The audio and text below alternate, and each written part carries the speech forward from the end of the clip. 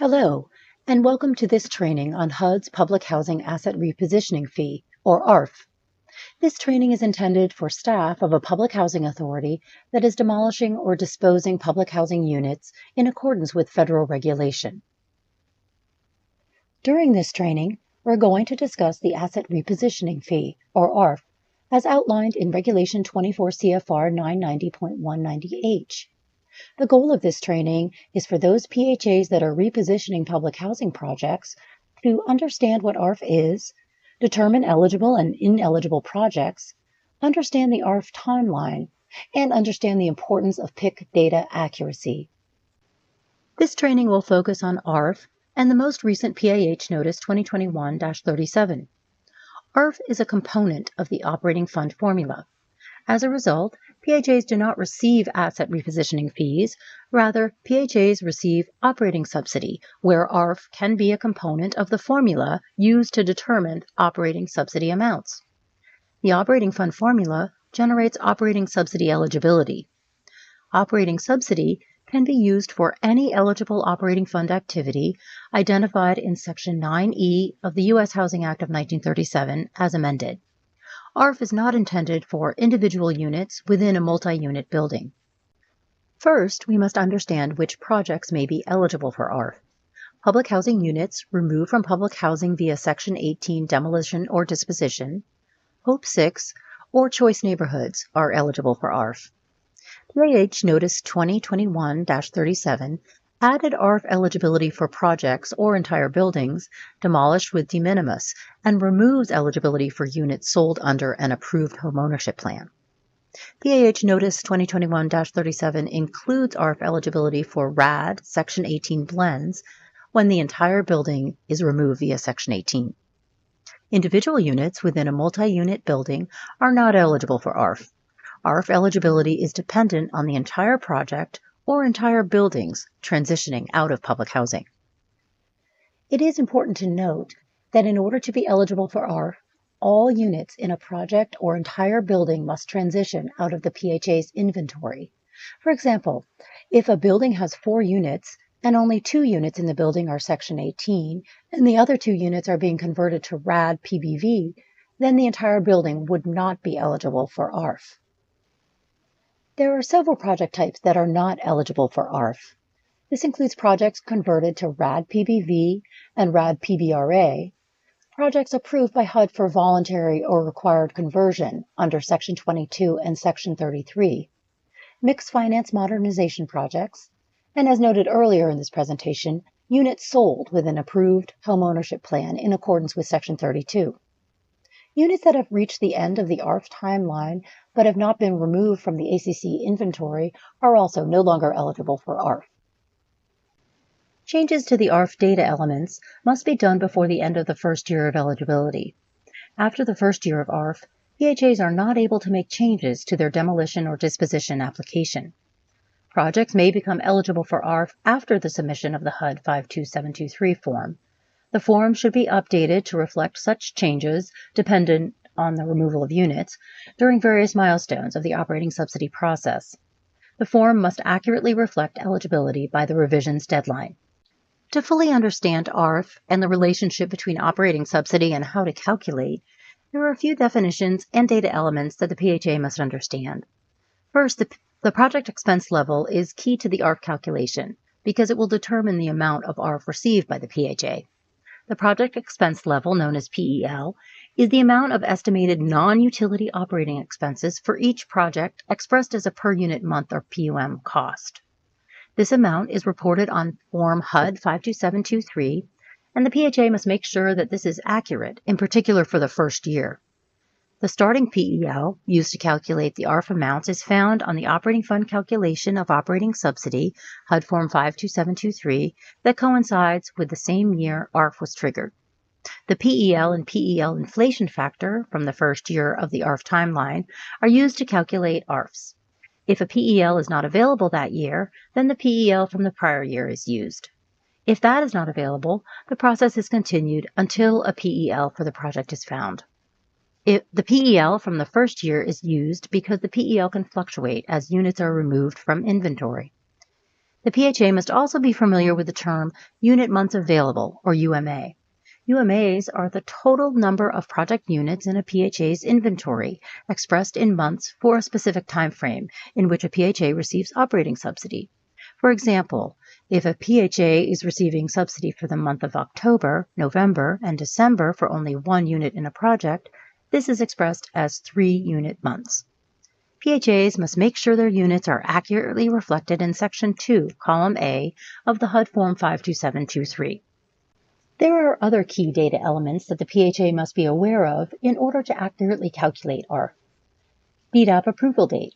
This is the date of the SAC approval letter as recorded in the PIC Inventory Removals module, IRM. Number of days to relocation. The number of days to relocation is a data element in the IRM. Planned relocation start date. The planned relocation start date is the date by which the PHA plans to begin relocating residents.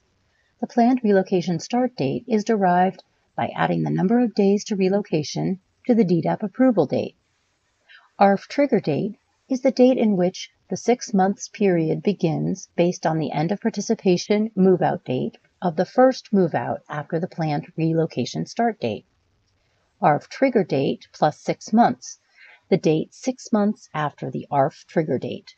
ARF start date, the first day of the next quarter immediately after ARF trigger date plus 6 months, when ARF eligibility begins. Number of ARF eligible unit months is 24 months, disposition, or 36 months, demolition. The dates are important to the ARF timeline and should be closely monitored by the PHA. The next few slides will go into more detail about these key terms, describing how they impact ARF. The DDAP approval date is the start of the ARF timeline. A project will become eligible for ARF on the first day of the next quarter 6 months after the trigger date. The quarters start on January 1st, April 1st, July 1st, and October 1st. A few examples in future slides will help illustrate the timing. The PHA will set a relocation start date in their approved relocation plan. When there are no occupied units on the DDAP approval date, the DDAP approval date is the trigger date. When there are no occupied units on the planned relocation start date, the planned relocation start date is the trigger date. When there are occupied units, the first vacancy that occurs on or after the planned relocation start date is the ARF trigger date.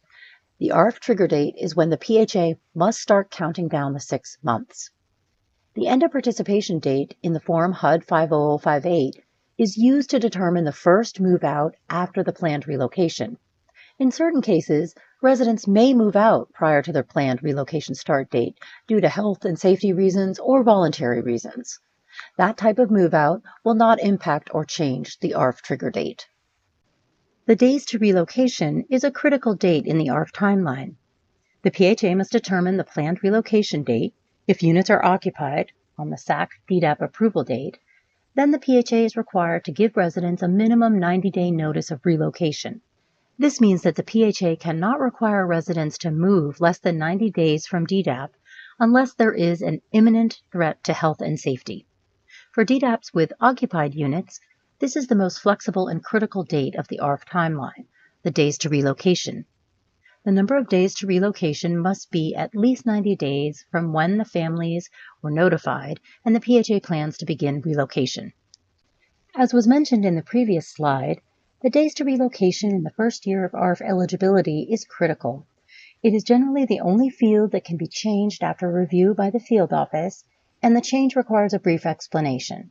Changes to days to relocation may happen because of residents' move-out delays, construction, or financing delays.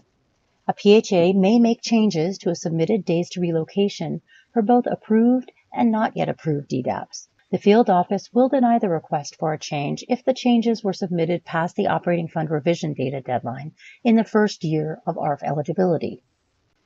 There is also a time limit for how long a PHA can receive ARF based on the type of inventory removal action. The ARF end date is always the last day of the quarter that ends 36 months or 24 months after the ARF start date. ARF eligibility expires on the ARF end date. Here is a sample of the ARF timeline for a 500-unit disposition project. that has approval to demolish 100 occupied units. The DDAP approval date is November 15. This is the date that the PHA received HUD approval. Planned relocation must be no less than 90 days for occupied units, which means that no resident can be relocated under disposition action until at least February 13. This is also known as days to relocation. The ARF trigger date is February 16 because the PHA's planned relocation date was set as 90 days after the DDAP was approved, which is February 13. A resident voluntarily moved out on February 16th. You must add 6 months to the ARF trigger date to determine the ARF eligibility date. 6 months is August 16. The first quarter after August 16th would be October 1st, so the ARF timeline begins on October 1. Eligibility for ARF will begin October 1st. The PHA receives full subsidy eligibility for all 500 units through September 30th. On October 1st, rather than receiving full subsidy for 500 units, the PHA starts receiving full subsidy eligibility for 400 units, and the ARF timeline starts for the 100 units eligible for ARF. ARF end date is September 30, 36 months later, because it is a demolition project. Here is a sample of the ARF timeline for a 1,000-unit disposition project that has approval to dispose 200 occupied units. The DDAP date is April 10th. This is the date of the SAC approval letter. The PHA chose the minimum of 90 days as the days to relocation, which means that no resident can be required to relocate pursuant to the disposition action until July 9th. This is the planned relocation start date. It's important to remember that if the units to be disposed are vacant on the date of the SAC approval letter, or the DDAP date, then the DDAP date of April 10th becomes the ARF trigger date. In this case, the PHA would not have the 90 days requirement to notify residents because the units are vacant and there are no residents to notify. In this example, however, because units are occupied on both the DDAP approval date and the planned relocation start date, and the first move out after the planned relocation start date occurs on July 11th, then the ARF trigger date is July 11th. You must add 6 months to the ARF trigger date to determine the ARF eligibility date. Adding 6 months to July 11th derives January 11th of the following year. Although the January 1st quarter deadline was barely missed, ARF eligibility will not begin until the first day of the first quarter after January 11th. This means that the PHA's ARF add-on will begin April 1st. The project is eligible for full operating subsidy for all 1,000 units through March 31st. On April 1st, the project is eligible for full operating subsidy for 800 units rather than the 1,000 units, and the ARF timeline starts for the 200 units eligible for ARF. ARF end date is March 31, 24 months later, because it is a disposition project. PAH field offices use the ARF MicroStrategy report to determine ARF eligibility and funding levels, which in turn uses key data elements from PIC and streamlines the calculation process for field offices to validate ARF eligibility as submitted by PHAs in the submission of their Form HUD 52723. Since the MicroStrategy report pre-populates information from PIC, the PHAs must make sure that the information in PIC is correct.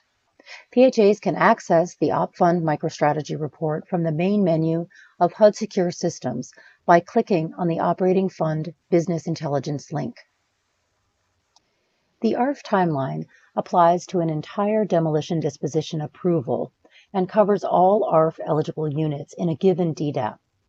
PHAs and HUD field offices must validate appropriate PIC data and ARF eligibility in the first year a PHA claims ARF, because once a PHA starts receiving ARF, the PHA cannot change any data elements used in the calculation, such as move-in date, number of units, PEL, or inflation factors. That is why it is critical that the form in PIC's inventory removal module is correct. In this slide, you'll see Section 2 of the Form HUD 52723. The area circled in red, line 12, is where the PHA reports the ARF eligible months. Other units under ACC that are not ARF eligible are reported in lines 1 through 11, as you do normally. For example, if ARF begins on October 1st, The PHA reports 3 unit months, October, November, December, on line 12, section 2. Correspondingly, 3 unit months are removed from lines 1 through 11. If the PHA's units have not been removed from ACC and are no longer eligible for ARF, then the PHA must report those unit months on line 13. An excerpt from the form is shown here. The PHA must not report those units on line 1 through 11, since reporting them in those lines means that the PHA is claiming full operating subsidy for those units. Please remember that you cannot claim both ARF and regular operating subsidy, so the units have to be reported in the proper categories. If all the units are ARF eligible, then the PHA would not submit any units under Section 2, line 1 through 11. As noted earlier in this presentation, the PEL and PEL inflation factor from the first year of the ARF timeline are used to calculate ARFs. If a PEL is not available that year, then the PEL from the prior year is used. If that is not available, the process is continued until a PEL for the project is found. In the sample calculation shown in this slide, the PEL for the first year is $400, and the second year it is adjusted based on the PEL inflation factor of 1.032. In year 2, the PEL is $412.80. The PHA must then enter the ARF amount on line 14 of Section 3. The ARF funding for disposition unit month reported in Section 2, column A, lines 12 and/or 13, may be different from those used to calculate ARF funding amounts reflected in Section 3, Part A, line 14. This is because unit months used to calculate ARF funding amounts are not required to be under the ACC. However, only ACC units are included in Section 2 regardless of their ARF status. For example, a unit eligible for ARF that is already removed from inventory will not have unit months included in Section 2 after the removal date during the reporting period. Once the PHA has established the number of units months and the PEL, then it must determine the amount of funding depending on the year that the PHA is eligible. Projects whose removal action is under demolition will have 36 months for ARF eligibility. The first year, a PHA will receive only 75% PEL per unit for the first 12 months, 50% PEL per unit for the next 12 months, and 25% PEL per unit for the last 12 months. The ratio for disposition projects are 75% PEL for the first year and 50% for the final year. The ARF funding period may or may not coincide with the operating subsidy funding year. If the 36-month ARF period for demolition begins on January 1st, it coincides with the start of the operating subsidy funding year. Then the ARF funding period spans exactly 3 operating subsidy funding years. But if demolition begins April 1st, or July 1st, or October 1st, then the funding period overlaps into a 4th year for demolition or a 3rd year for disposition. We know that this is a lot of information for a fee with such a small name, ARF. We hope, however, that the key takeaways from this presentation are that your underlying PIC data must be accurate so that HUD can pre-populate your Excel tools and utilize the MicroStrategy report. It is important that the PHA, once the pre-populated Excel tools are available, reviews the data in the Excel tools and works with their field office to correct the data as quickly as possible. Once ARF payment begins, data cannot be corrected, so PHAs must make sure that the PEL is accurate. Finally, please remember that a PHA cannot claim ARF and regular operating subsidy at the same time. If you remove a unit from Section 2, lines 1 through 11, then those units should appear on lines 12 and 13 in Section 2. Thank you for joining this training on asset repositioning fee. We have provided some additional resources for your reference on this slide.